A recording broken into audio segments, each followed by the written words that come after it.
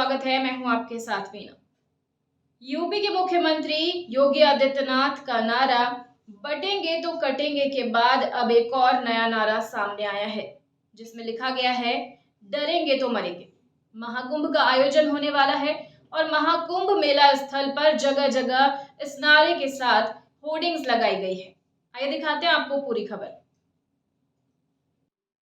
हरियाणा समेत महाराष्ट्र, झारखंड के विधानसभा चुनाव में यूपी के सीएम योगी आदित्यनाथ के नारे बटेंगे तो कटेंगे ने काफी सुर्खियां बटोरी थी।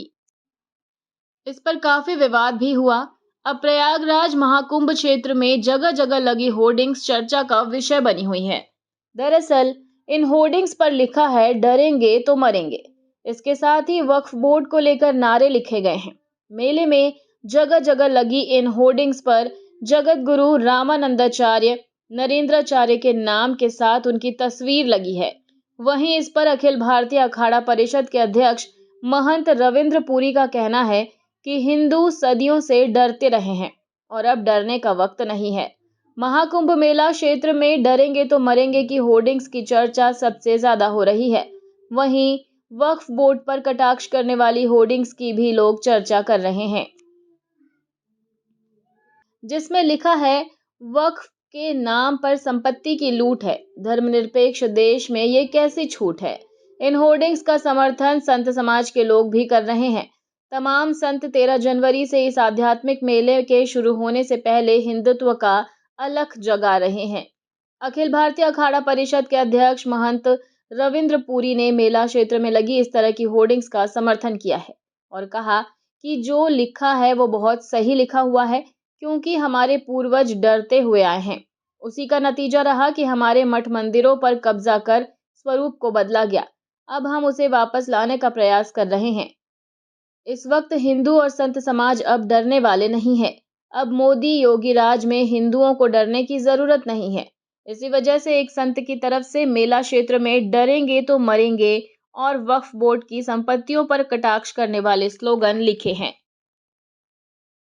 प्रयागराज में हुए बड़े हनुमान मंदिर के पास लगे एक होर्डिंग्स में ऐसे ही नारे लिखे गए हैं। इसमें लिखा है सभी हिंदुओं में एकता हो, वक्फ के नाम पर संपत्ति की लूट है, धर्मनिरपेक्ष देश में ये कैसी छूट है। दक्षिण पीठ नानिश धाम के जगत गुरु रामानंदाचार्य की ओर से इस तरह के ढेर सारे होर्डिंग्स लगाए गए हैं, जिसकी फोटो यहां आने वाले लोग खींचकर सोशल मीडिया पर पोस्ट कर रहे हैं। मेला प्रशासन के अधिकारियों ने इन होर्डिंग्स पर कुछ भी कहने से इनकार कर दिया है।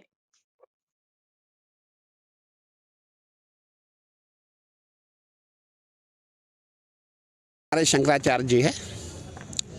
मैं ये कहना चाहूँगा बहुत सही लिखा हुआ है, डरेंगे तो मरेंगे। और आज तक हम और हमारे पूर्वज डरते ही आए। आज अब जो मंदिरों की मस्जिदें बनी है, हम लोग डर गए थे और आज भी हम डर रहे हैं। और हमारे बड़े बड़े लोग हमें डराना चाहते हैं, लेकिन अब हम जितने भी साधु संत हैं, जितने नागा है, जितने सनातनी है, अब कोई डरने वाला नहीं है। जब से हमारे माननीय प्रधानमंत्री जी आए हैं, पूरा हिंदू जाग चुका है और अब हिंदू जो है डरने वाला नहीं है।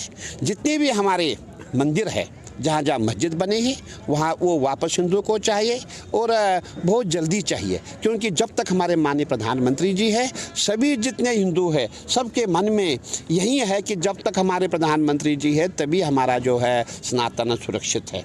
और इसीलिए हमें आगे भी चल कर के सबको एक होना पड़ेगा। सभी सनातनी एक हो जाएंगे तभी जा कर के हम आगे ऐसा न हो कि हमारे जो मंदिर है वो मस्जिद ना बने। ये प्रयास किया जाएगा और हम बहुत डर चुके हैं।